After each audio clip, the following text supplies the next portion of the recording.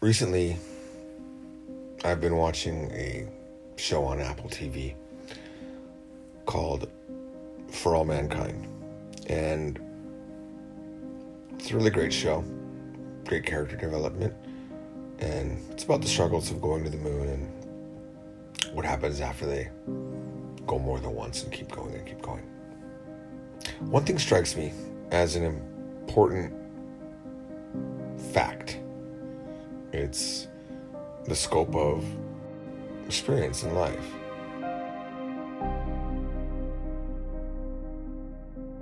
It's that if you're going to reach the stars, you actually have to put your hand out, raise your arm up, stand up.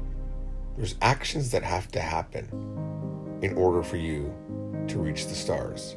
You don't get to the moon by dreaming of getting to the moon, and you won't get to the moon by planning to get to the moon, at least not solely with planning. There's one key factor, and that is you have to strap yourself down in a rocket and push the buttons. I know that a lot of people get stuck in a loop of studying without learning, of looking at theory so that they can learn, but never doing the learning. There are no easy ways to achieve something. You have to do. There is no substitution for doing something. It just doesn't exist.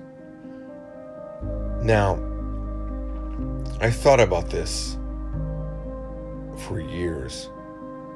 I think every time I listen to an audiobook about business or how to break a habit or investing, I also end up watching videos that teach me how to do something.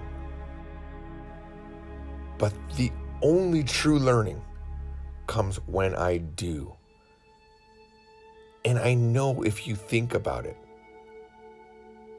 you'll know that's the true strategy. Yes, the math is important. Yes, knowing effective study strategies are important. But it's all trumped by doing. As a child, you grow up all your life observing your parents driving, and your friends driving, and your mother driving, and your older sister. You even watch her learn how to drive. But you know what you can never do until you sit down and get behind the wheel? You can't drive.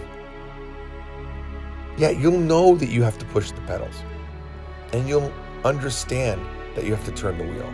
But you cannot know how the wheel feels when you're making a turn, what the rate of slippage needs to be on your hand in order for the wheel to not jerk or for you to not overturn into a turn. I watched my daughters both learn to drive, and they both initially made the mistake of turning and turning and turning and then forgetting to let go of the wheel and let it go back. Because even though they've watched me drive their entire life, and that's how I drive, that's how everyone drives, we tend to let the wheel go. And it slides through your hands, and then you wait for a spot to re-grab it as it straightens out. That's something that they saw everywhere, but they never experienced it. There's so many things that cannot be taught to you, theorized to you. They have to be experienced. They have to be done. It's the same thing with Japanese or Korean or whatever language you're learning. If you're not actively using it, whether it be speaking to somebody directly, typing a message to somebody, actually pushing your brain to do the thing, there's so many things you miss out on. You can listen to theory about what's the best method of learning a language, just like you can listen to the best way to drive for 16 years. But you'll never get good, ever, if you're not actively speaking the language. You just won't. How crazy would that be if all someone had to do was watch videos on the effective ways to learning a language, and then after 2 years of watching those videos, they were fluent? It's not going to happen. You have to actively be trying to understand through listening, and you have to actively be trying to speak through actually speaking. There's no magic way to do it except for doing. And that's the same about everything in your life. Think about everything you've ever done. It's a struggle, but you get better through doing. I'm not saying theory isn't important. It's extremely important to know the math, or else you're going to drive your rocket past the moon, or you're going to crash into it. But you have to actually get in the rocket and push those buttons. Get out there and make the mistakes. The reason why technology has improved and gotten better is because we release products. And over time, errors have occurred, and Bendgate and all sorts of scandals happen with products not working. But we learn from each of those mistakes. And you need those same mistakes in language.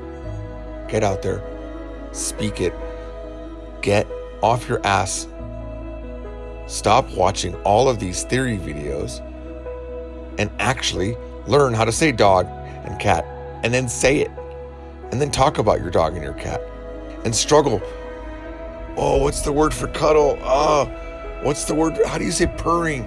If you don't push your brain to say these things, you'll never even realize that you needed those things. So, learn and use. Learn and use and build muscle memory. So that when you want to say, 食べたかったんだけど食べられなかったんだよね, you can do it, and you'll know what it means. And you'll know how to say it. And you'll be able to say it instead of struggling. All right, guys, that's it.